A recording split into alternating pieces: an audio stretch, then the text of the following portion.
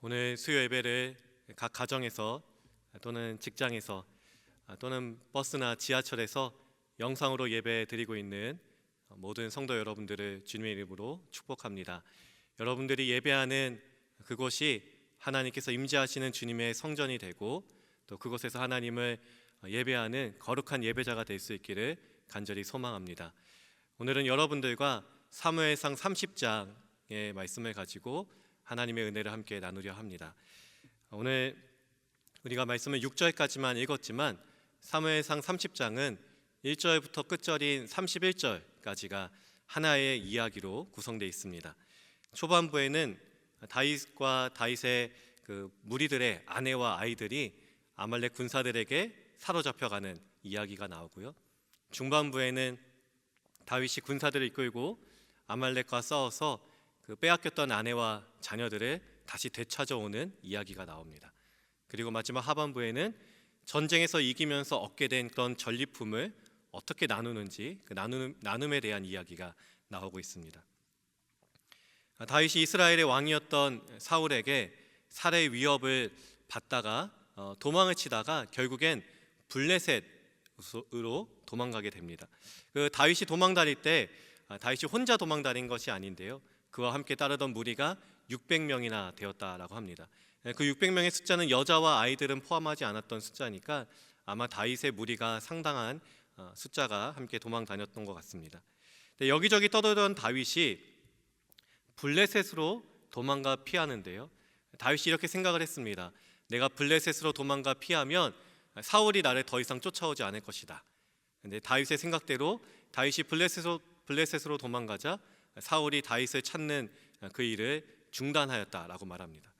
그러니까 아무리 다윗이 도망자 신세라도 블레셋으로 도망간 것은 좀 쉽게 이해가 되지 않습니다. 그동안 이스라엘과 다윗의 사이가 항상 나빠오지 않았습니까? 그런데 이 블레셋 지역의 가드왕 아기스가 다윗과 그의 무리들 수백 명이 되는 사람들을 모두 받아줬습니다. 저는 이게 굉장히 재미있는 장면이라고 생각을 합니다. 다윗이 어렸을 때 이스라엘과 블레셋이 전쟁을 치렀잖아요. 그때 블레셋의 가장 강한 장군이었던 골리앗을 다윗이 죽인 적이 있습니다. 블레셋이 다윗을 생각하면 죽이고 싶은 그런 인물이었을 텐데, 지금 다윗이 도망자 신분으로 블레셋을 찾아갔을 때 도움을 구했고 가드왕 아기스가 그 다윗을 받아줬습니다. 아마도 이 아기스 왕이 생각하기로 다윗이 싸움을 굉장히 잘하니까, 그리고 그의 군사들이 잘 훈련된 군사들이 있으니까 이 사람들을 받아주면은 나중에 어떤 전쟁을 치를 때 용병으로 이용하면 되겠다, 이런 생각을 했던 것 같습니다. 그래서 아기스가 이 다윗과 그의 무리들을 받아주고 블레셋의 시글락이라고 하는 그 조그만 마을을 다윗에게 내줍니다. 그리고 다윗이 1년 4개월이나 되는 긴 시간 동안 그 마을에 머물게 됩니다. 이때 블레셋이 또 이스라엘과 전쟁을 치를 준비를 하고 있었습니다. 아벡이라고 하는 곳에 블레셋의 군대를 다 모아서 이스라엘과 전쟁을 치를 준비를 하고 있었습니다. 이때 다윗이 어떤 생각을 하냐면요, 우리를 받아준 이 블레셋의 왕이 너무 고마워서 자기의 군사들을 이끌고 자기 동족인 이스라엘과 싸우려고 전쟁을 돕겠다고 올라갑니다. 아무리 다윗이 블레셋의 도움을 받았다고 할지라도 어떻게 자기 동족과 싸울 생각을 했는지는 잘 이해가 되지 않습니다. 어쨌든 다윗이 자신의 군사들을 이끌고 머물던 시글락을 떠나서 블레셋 군사들이 모여있는 아벡이라고 하는 곳에 도착을 했습니다. 아기스 왕이 보니까 군사들을 데리고 다윗이 왔잖아요. 든든한 힘이 될 것 같아서 환영해 줍니다. 그런데 함께 있었던 블레셋의 다른 장군들은 다윗을 환영해 주지 않습니다. 다윗과 함께 싸울 수 없다는 것이죠. 그렇겠죠. 다윗이 이스라엘의 스파이일 수도 있는 것이고 함께 전쟁을 치르다가 어느 순간 자신들을 공격할 수도 있으니까요. 그래서 블레셋의 장군들은 다윗이 같이 싸우지 못하도록 시글락으로 돌아가라고 이렇게 돌려보냅니다. 지금까지가 사무엘상 27장부터 29장까지의 내용입니다. 사울 왕을 피해서 블레셋으로 도망갔던 이 다윗, 그리고 거기서 시글락이라는 마을을 받아서 거기서 1년 4개월 동안 머물다가 또 이스라엘 동족과 싸우려고 전쟁을 돕겠다고 했다가 시글락을 떠났다가 다시 시글락으로 돌아온 요 과정. 그런데 사무엘상 30장 1절을 보면 다윗과 부하들이 시글락을 비운 3일 동안 아말렉 군사들이 찾아와서 이 시글락의 모든 집을 불태우고 아내와 또 자녀들을 다 포로로 끌고 갔다라고 말합니다. 아말렉은 다윗과 남자들이 이 시글락을 비울 때를 기다리고 있었던 것이죠. 호시탐탐 기회를 엿보다가 남자들이 다 떠나자 공격을 해서 여자들 또 자녀들을 다 끌고 갔습니다. 여러분, 다윗의 이 마음, 그리고 다윗의 군사들의 마음이 얼마나 허망했겠습니까? 딱 3일간 집을 비웠는데 그 3일 사이에 아말렉이 쳐들어와서 자신들의 집을 다 불태우고 가족들을 끌고 가버린 것입니다. 30장 4절 말씀을 보면 다윗과 그와 함께한 백성이 울 기력이 없도록 소리를 높여 울었습니다. 힘이 빠져서 더 이상 울지 못할 정도로 통곡을 한 것입니다.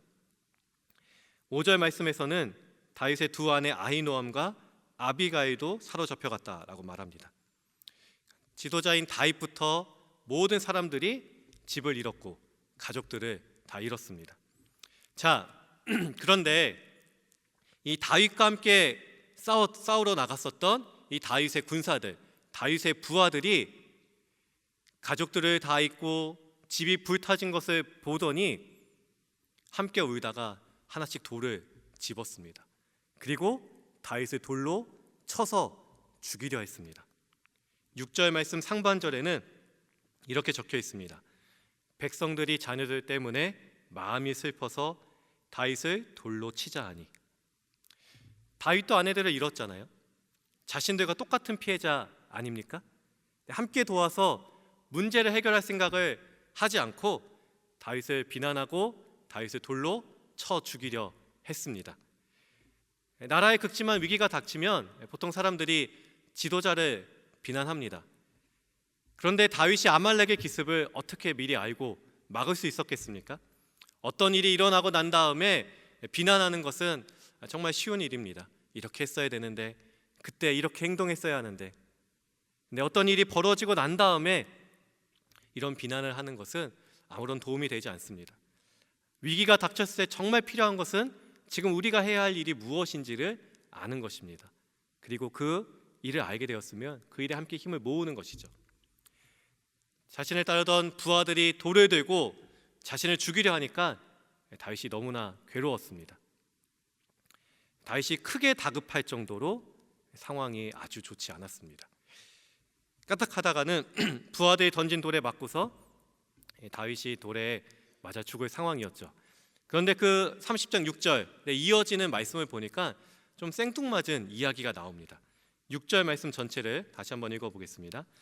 백성들이 자녀들 때문에 마음이 슬퍼서 다윗을 돌로 치자 하니 다윗이 크게 다급하였으나 그의 하나님 여호와를 힘입고 용기를 얻었더라.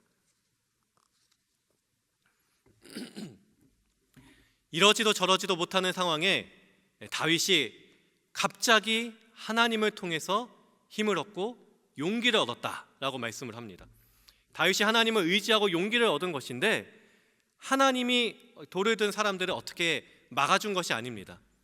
하나님이 돌을 들고 딱 던지려고 하는 사람들의 손을 가로막은 것도 아닙니다. 그냥 오늘 말씀은 다윗이 하나님을 바라봤고 위급한 순간에 하나님을 구했고 하나님을 통해서 힘과 용기를 얻었다는 것입니다. 여러분, 그동안 다윗이 얼마나 이런 위기에 처한 적이 많이 있었습니까? 다윗이 참 많은 이런 다급한 순간에 처한 적이 많이 있었습니다. 오늘도 그의 생명이 달린 긴박한 순간이었습니다. 그때 다윗이 이 다급한 위급한 순간에 하나님을 바라봤습니다. 돌에 맞아 죽게 될 순간에 하나님을 바라보고 하나님의 얼굴을 구했던 것입니다. 제가 주님의 교회에 부임한 지 이제 2달쯤 되었습니다. 정말 좋은 교회에서 섬길 수 있게 돼서 하나님께 감사하고 또 성도 여러분들에게 참 감사한 마음이 있습니다. 지난해 말에 제가 주님의 교회에 이제 부임하기로 결정이 되고 나서 저희 가족들하고 또 주변 분들에게 주님의 교회에서 사역하게 되었다라고 이렇게 이야기를 했습니다. 사역지가 결정된 것을 축하해 주면서 가족들이나 주변 분들이 저에게 이렇게 물어봤습니다. 주님의 교회에 성도님들이 몇 명쯤 돼요? 이런 질문을 했습니다. 네, 죄송합니다. 저도 정확하게 성도 숫자가 몇 명인지 모르지만 한 몇천 명쯤 되는 것 같아요. 이렇게 말을 하는데 이 말을 하고 있는 제 입꼬리가 이렇게 막 올라가고 입술이 막 실룩실룩 하는 거예요. 저도 모르게 입술이 막 움직였습니다. 평생을 개척교회에서 섬기고 은퇴하신 목사님, 우리 부모님께서는 아들이 강남에 있는 대형 교회에 부임해서 일을 한다고 하니까 기쁘기도 하시고 또 걱정이 되셨는지 좀 새 옷을 사 입으라고 돈도 보내주셨습니다. 제가 그렇게 새 옷을 사 입고 입꼬리는 올라간 채 어깨에 또 힘이 들어가서 이렇게 주님의 교회에 부임을 했습니다.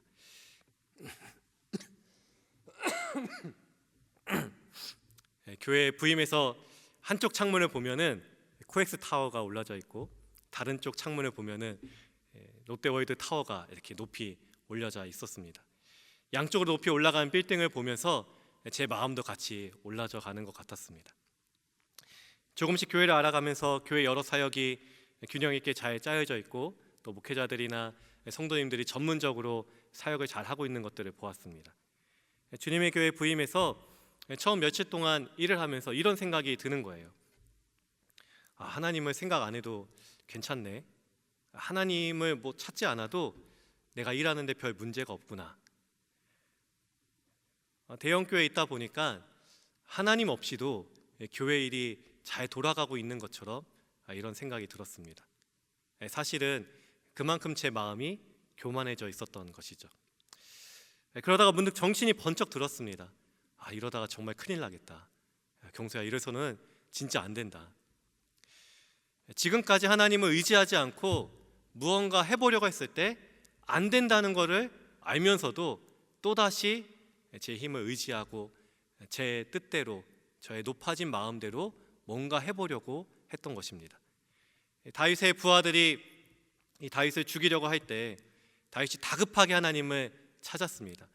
급하게 하나님을 찾았다는 것은 다윗이 그동안 하나님을 찾지 않고 있었다는 의미입니다. 지금까지 하나님을 찾고 있지 않다가 위급한 순간에 급하게 하나님을 찾았던 것입니다. 다윗이 아기스 왕의 환심을 사서 시글락에서 1년 4개월을 지낼 때 처음에 다윗이 블레셋으로 간다고 말할 때 여러분 다윗의 부하들이 다윗을 말리지 않았겠습니까? 아니 다윗이요, 블레셋으로 간다고요? 당신이 그 골리앗을 죽였는데 우리가 거기 가면 살 수 있겠습니까? 들어가는 즉시 우리가 죽을 것입니다. 이렇게 막았을 겁니다. 근데 걱정하는 부하들을 향해서 다윗이 이렇게 말하는 겁니다.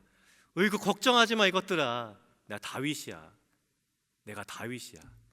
사울이 죽인 자가 천천이고 내가 죽인 자가 만만이라고 온 동네방네 소문이 다 났는데 나처럼 나만큼 싸움 잘하는 사람이 어디 있다고, 나처럼 전쟁을 잘하는 사람이 어디 있다고. 블레셋도 나를 받아줄 거야. 다윗이 큰 소리 친 대로 블레셋이 다윗을 받아줬습니다. 여러분 지금 다윗의 마음이 어땠던 것 같습니까? 블레셋에 정착하기까지 다윗의 마음이 점점 높아져만 갔습니다. 이 블레셋 가기 전에 사무엘상 26장에 보면 사울 왕을 죽일 수 있는, 다윗이 사울 왕을 죽일 수 있는 그런 장면이 나옵니다. 그 기회가 왔을 때 다윗이 사울 왕을 죽이지 않죠. 그 죽이지 않고 난 다윗의 마음이 봐라, 내가 이렇게 도덕적이고 내가 이렇게 의로운 사람이다. 내가 이 왕을, 나를 죽이려고 하는 이 왕을 얼마든지 죽일 수 있지만 하나님께 기름 부음 받은 왕을 내가 죽이지 않았다. 나는 이렇게 의로운 사람이야. 블레셋으로 피하는 것을 말리는 부하들을 향해서도 다윗이 걱정하지 말라고 했는데 정말로 블레셋이 다윗을 받아줬습니다. 다윗의 마음이 점점 높아져 가는 것이죠. 봐라, 블레셋도 나를 좋아한다. 이 세상 어느 누구도 나를 싫어하는 사람이 아무도 없다. 그만큼 마음이 높아졌습니다. 여러분 사무엘상 27장부터 29장까지 다윗이 하나님을 찾았다는 이야기, 다윗이 하나님의 말씀을 묵상했다는 이야기가 한 번도 나오지 않습니다. 그만큼 다윗이 하나님 없이 잘 살고 있었던 것입니다. 그러던 다윗이 하나님을 의지하지 않고 하나님 없이 자기 마음대로 살아가다가 자기의 목숨이 죽게 될 위급한 순간에 그때가 돼서야 하나님을 찾았던 것입니다. 다윗의 부하들이 돌을 들어서 이 다윗을 죽이려고 한 것 어쩌면 당연한 분노였을 수 있습니다. 부하들이 다윗이 이스라엘을 공격하러 가는 것 부하들이 이상하게 생각했을 것입니다. 아니 어쩌다가 이 다윗이 자기 동족을 죽이려고 하는가 막았을 것입니다. 그런데도 다윗이 군사들을 이끌고 이 블레셋의 아벡으로 갔습니다. 그 시글락을 3일 동안 비웠습니다. 그 자기 집을 비운 3일 동안 자기 아내들과 자녀들이 다 빼앗겼으니까 부하들이 얼마나 화가 났겠습니까? 다윗을 향한 이 분노는 사실 어쩌면 당연한 것이었습니다.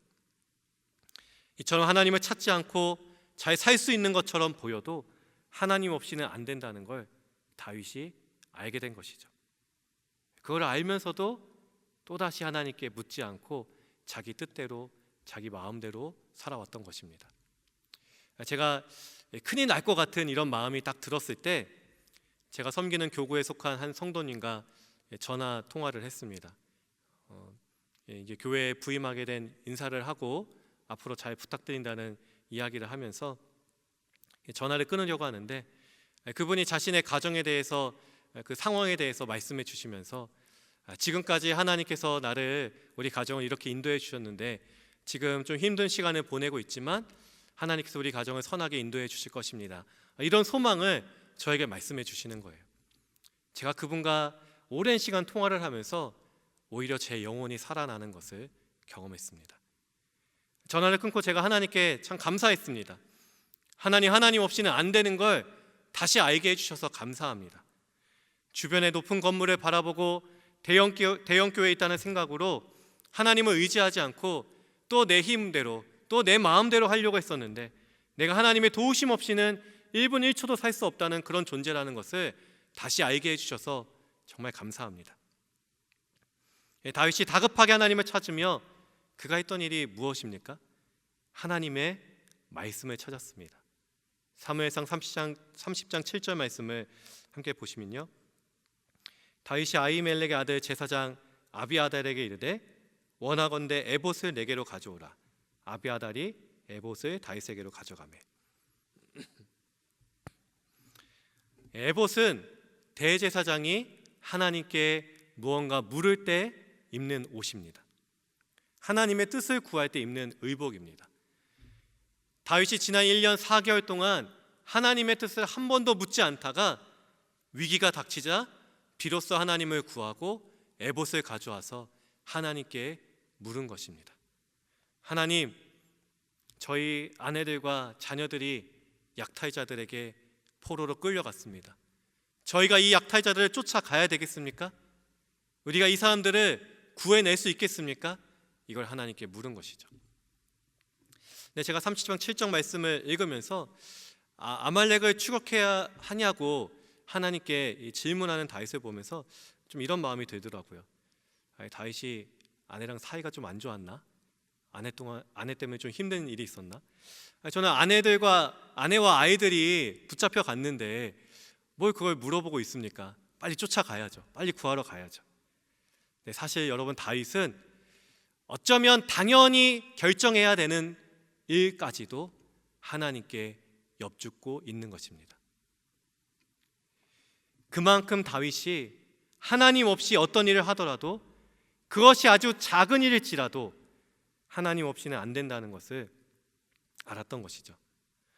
하나님을 의지하지 않고 했다가는 그가 어떤 일을 당하는지 경험한 것입니다. 그래서 어쩌면 당연한 것까지 굳이 물어보지 않고 결정해도 괜찮은 것까지도 하나님께 질문하고 있는 것입니다. 여러분, 우리가 사소한 문제 또는 당연히 결정해도 되는 것 같은 그런 문제를 하나님께 기도합니까? 그런 것까지는 하나님께 질문하지 않습니다. 하나님의 뜻을 구하지 않습니다. 많은 것을 우리가 판단하고 결정해서 그대로 진행합니다. 사실 우리가 아침에 일어나서 어떤 옷을 입을지까지 하나님께 물어볼 필요는 없습니다. 그러나 우리가 얼마나 하나님께 우리의 삶의 방향에 대해서 하나님께 질문하고 하나님께 구하며 살아가고 있습니까? 얼마나 우리가 하나님께 여쭤보고 하나님께 우리의 삶의 방향을 하나님의 인도하심을 얼마나 구하며 살아가고 있습니까? 잘 그러지 않죠. 하나님을 주인으로 여기고 하나님의 뜻을 묻고 따르기보다 여전히 내가 내 삶의 주인이 되어서 내가 결정하고 내가 선택하고 내가 내 뜻대로 진행하는 것이 훨씬 많이 있습니다. 우리가 당연한 문제까지는 아니더라도, 사소한 문제까지는 아니더라도 정말 중요한 일에 대해서만큼은 하나님께 물어봐야 하는데 얼마나 하나님께 물어보고 하나님의 말씀을 찾아보면서 살아가고 있습니까? 어쩌면 당연히 쫓아가야 하는 상황임에도 다윗은 이 문제조차도 하나님께 물어봤습니다. 하나님이 다윗의 물음에 쫓아가라, 너희가 다 구해낼 것이다, 이렇게 대답을 해주십니다.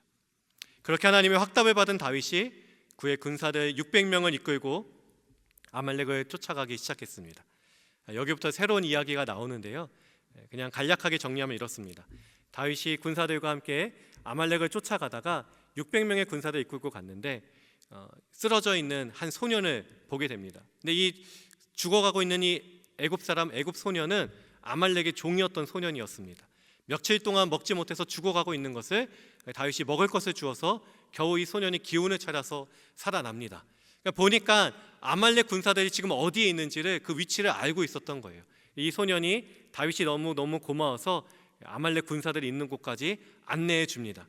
거기 찾아가 보니까 아말렉 군사들이 약탈한 것을 가지고 먹고 마시고 취해서 밤새 흥청망청 놀고 있었습니다.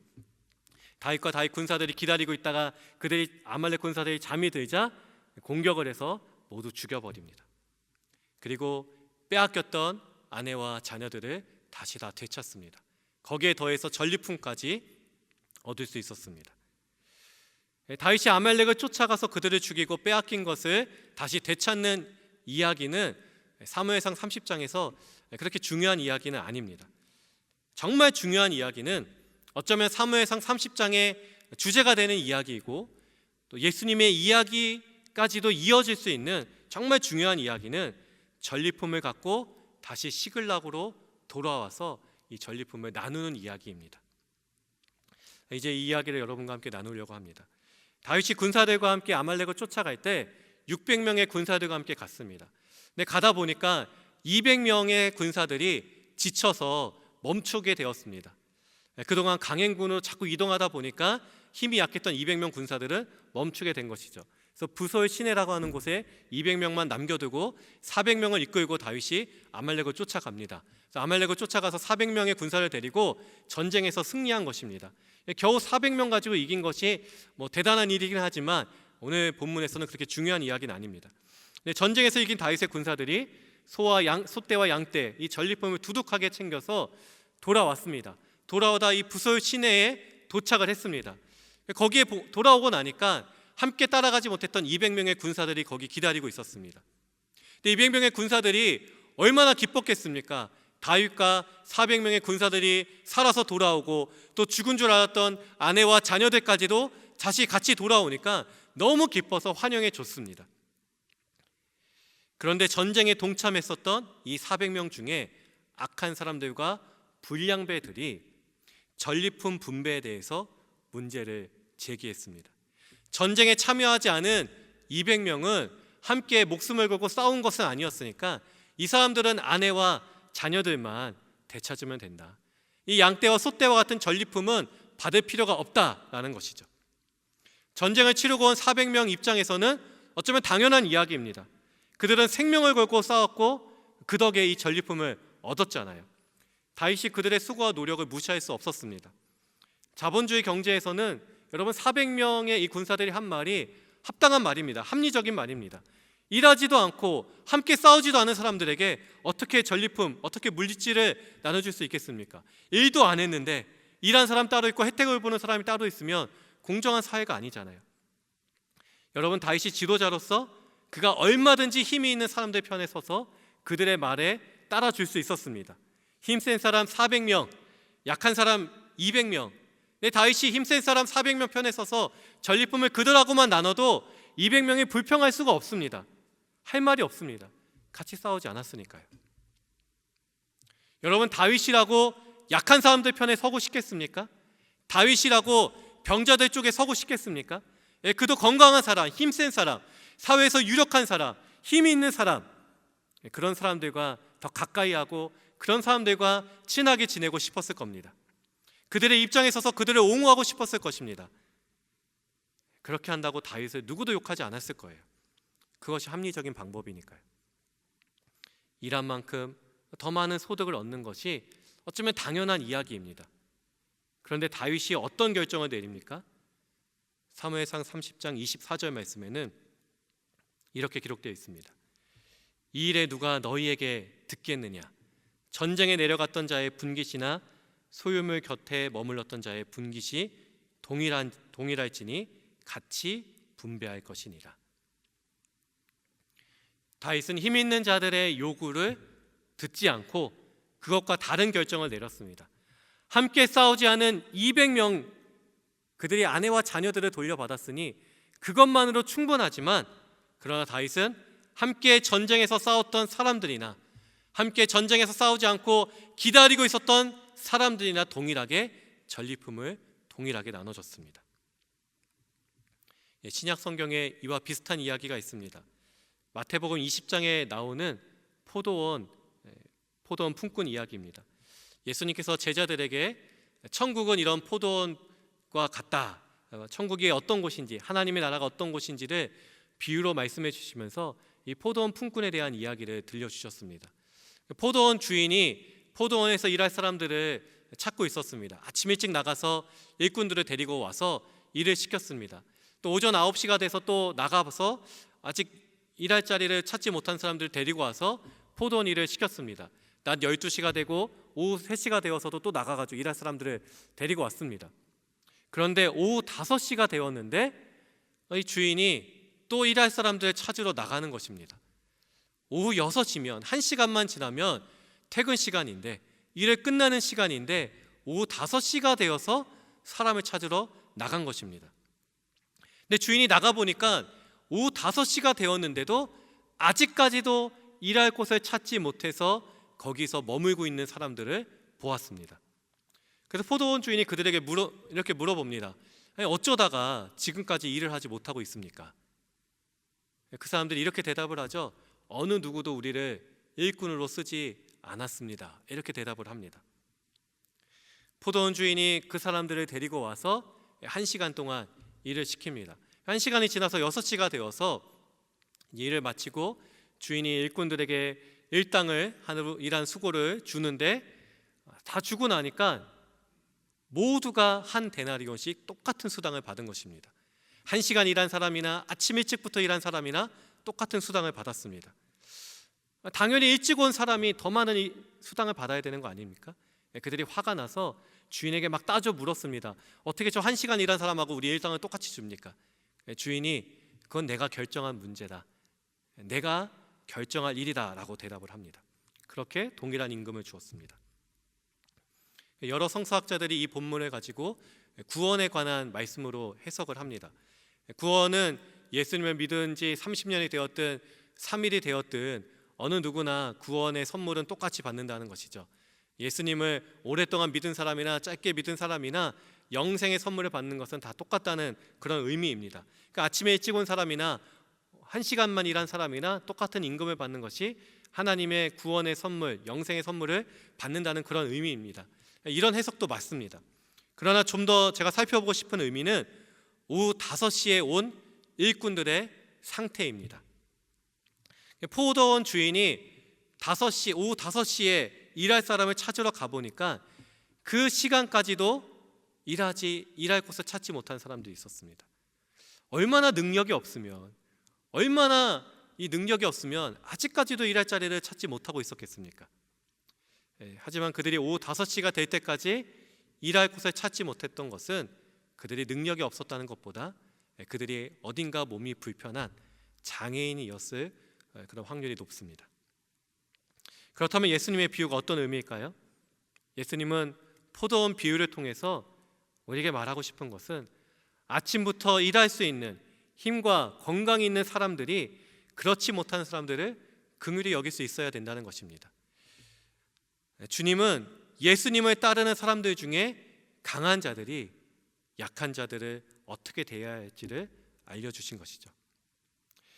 다윗의 방법 그리고 예수님의 방법은 오늘 우리가 살아가고 있는 세상의 방법과 전혀 다릅니다.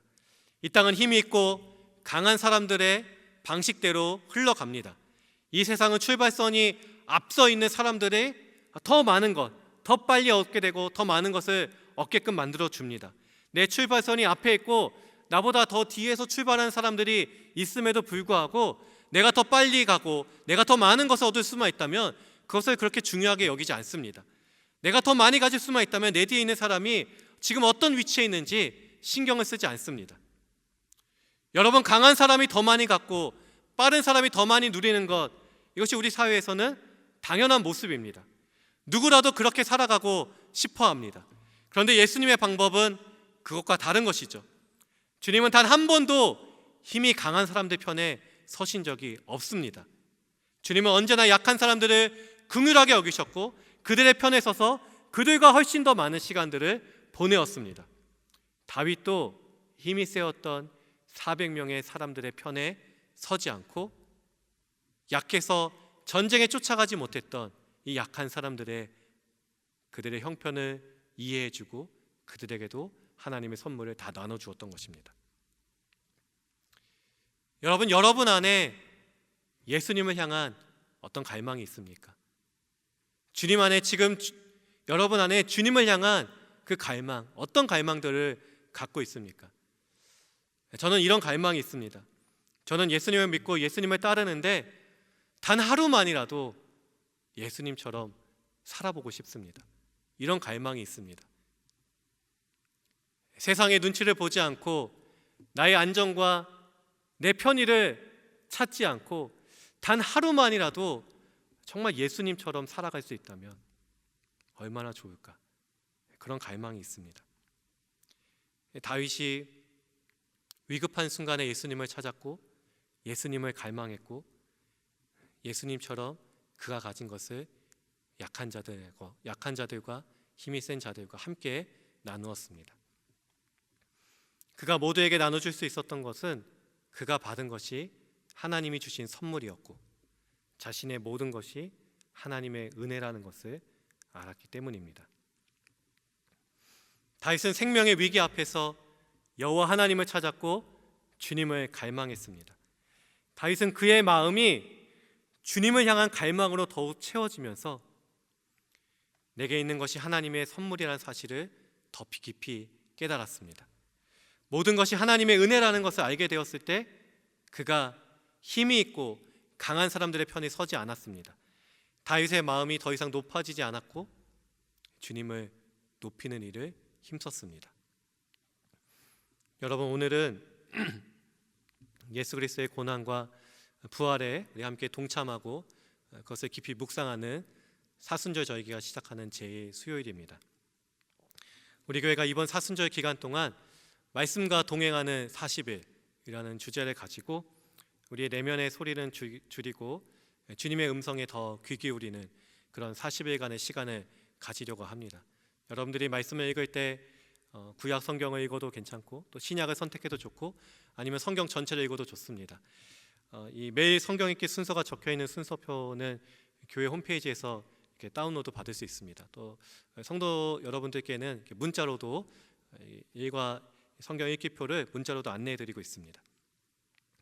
사순절이 시작되는 오늘 우리가 이 다윗이 다급한 순간에 주님을 찾고 주님의 말씀을 읽고 또 주님을 갈망하고 주님께 그의 삶을 맡겼던 모습을 우리도 배울 수 있기를 원합니다. 다윗은 주님을 의지하고 주님의 은혜를 입은 자가 되자 그가 잠깐이지만 예수님처럼 살았습니다. 예수님처럼 선택하고 예수님처럼 행동했습니다. 모든 것이 주의 은혜라며 강한 자의 편에 서지 아니하고 그가 받은 하나님의 선물을 약한 자들과 함께 나누었습니다. 코로나19 감염증으로 여러 가지 불편한 것들이 참 많이 있습니다. 어떤 분들은 그냥 불편한 수준을 넘어서서 이 생업에까지 직접적으로 영향을 줘서 정말 경제적으로 힘든 시간을 보내고 있는 분들도 많이 있습니다. 많은 사람들이 어려운 때를 지금 보내고 있지만 하나님께 받은 은혜를 또 다른 사람들에게 나눠주고 있는 이런 이야기들도 들리고 있습니다. 대구의 한 건물의 주인은 그 건물에 입점해 있는 가게들의 2월 월세를 받지 않겠다고 했습니다. 또 한 외식업체가 전국에 한 약 500개의 가맹점들이 있는데 2월 월세를 다 받지 않겠다고 대신 전부 내줬습니다. 그 돈이 수십억 원에 달하는 금액입니다. 또 대구에 의료 인력이 부족하다는 소식을 듣고 여러 지역에서 병원을 운영하시는 분들이 며칠간 자기 병원 문을 닫고 대구로 내려가서 지금 도와주고 있다고 합니다. 이 하나님이 주신 선물에 감사하면서 환난에 처해 있는 연약한 지체들을 그들이 돕고 있는 것입니다. 생명을 살리는 일에 동참하고 있는 것이죠. 이번 사순절 기간 코로나19 감염증으로 우리가 교회에 지금 모이기 힘든 시간입니다. 또 여러 성도들과 함께 만나서 교제하기 어려운 때지만 오히려 골방에서 주님을 더욱 간절히 찾고 주님의 말씀을 읽으면서 나를 향한 주님의 사랑과 은혜를 더 깊이 경험할 수 있기를 원합니다. 그리고 나를 향한 이 주님의 은혜와 사랑을 경험하면서 내가 받은 이 사랑과 은혜들을 예수님처럼 약한 자들의 편에 서서 생명을 나누는 주님의 교회 성도 여러분이 되실 수 있기를 원합니다. 또 말씀을 묵상하면서 주님의 임재 안에 머물면서 내가 주님 없이는 안 되는 걸 알게 되는 그런 시간이 될 수 있길 원합니다. 물론 우리가 참 연약합니다. 주님 없이는 안 되는 걸 알면서도 또 하는 그런 연약한 존재입니다. 그러나 우리의 목자이신 주님께서 우리의 삶의 방향을 다시 조정해 주시고 선한 길로 우리를 인도해 주실 것입니다. 이번 사순절 기간에 우리를 인도하시는 주님과 함께 동행하는 주님의 교회 모든 성도 여러분 되실 수 있기를 주님의 이름으로 간절히 축원합니다. 함께 기도하겠습니다. 사랑하는 주님, 주님 없이 안 되는 걸 알면서도 주님보다 앞서가고 주님 없이 살아갈 때가 많이 있었음을 고백합니다. 사순절이 시작하는 오늘 주님의 말씀을 더욱 가까이 하고 주님과 동행할 수 있기를 소망합니다. 우리의 뜻을 온전히 내려놓고 우리보다 먼저 가시고 우리의 삶을 살피시고 인도하시며 신실하신 영원한 그 사랑으로 우리와 함께 하시는 주님을 날마다 경험하게 하여 주옵소서.